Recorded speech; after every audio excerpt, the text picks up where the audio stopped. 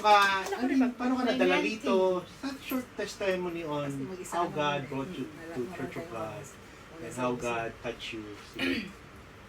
Siguro po nasa calling na po kasi ang father side ko po is Christian po silang lahat. Naka-attend po ako ng mga Christian church na nakaka-witness na rin po ako ng mga ganito. Pero parang dati po kasi wala pa po ako yung sa ano ko, yung puso ko, yung makilala talaga si Lord. Pero nung naghiwalay po kami ng asawa ko, nakakilala po ako dun sa amo ko, which is sa Pilipinas po, na hindi naman po siya Christian, Catholic po siya, pero dedicated po, kumbaga talagang ano po siya sa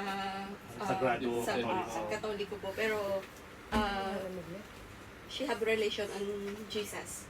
Doon po na nakakilala at medyo mas lumalalim sa pagkilala sa Lord, at doon ko po na talaga po na kapag wala ka talaga sa Lord, kasi before po, kumbaga, as a single mom din po, longing po talaga ako sa kaperahan. Which is po talaga yung Sunday po, hindi ko po talagang binibigyan, may oras, pero alam niyo naman po sa Catholic na, ano lang, hindi po ganun ka, sa mag-mass ka lang, okay ka na. Tapos wala po talagang relation sa Lord. Then, nung nakakilala nga po ako sa mga online, church po, dun ko po na mas nakita talaga na once talaga na nasa Lord ka, kahit anong problema mo is may kapayapaan ka sa puso. Kasi dati po, sabi ko nga po, na paulit-ulit po sinasabi na pinalo po ako ng Lord kasi nga po yung Sunday, every Sunday, nagpa-part-time po ako. Ang spend ko lang po sa Christian po, nag-attend nga po ako ng mass, pero hindi talagang relationship, wala po talaga, walang devotion, walang mga gatherings na life group, mga ganun. Which is na talagang seeking ako sa money.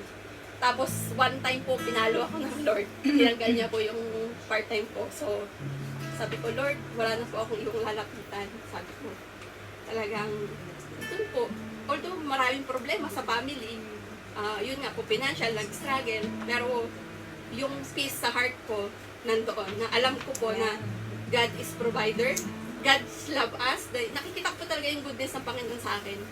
At talagang, now, I feel that He is working in not only in my life, but also on my family. Because, praise God, yung struggle ko sa anak ko ngayon, this is the first day, which is the first time that I do the water baptism, and this is the first time na papasok siya sa Christian church po. Kaya, thank you sa Lord. Wow!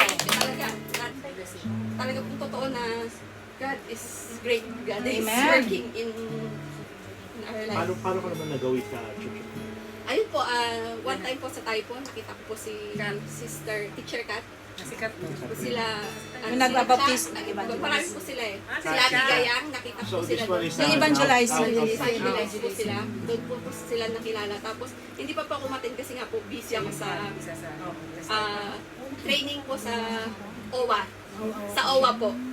So, hindi ko po yung 10 o'clock po, hindi ko po maano kasi maghapon na po yun, wala po akong time. Tapos, nung nagkaroon po ako ng chance, yun, I decide to go here. Nung lumipat na po kami dito sa Potas. Lumipat yung amo ka po. Apo. Okay, listed ka lang pala. Opo, nilapit na ako talaga. Talaga pong nilalapit talaga ako. Hindi ka naman nalilate.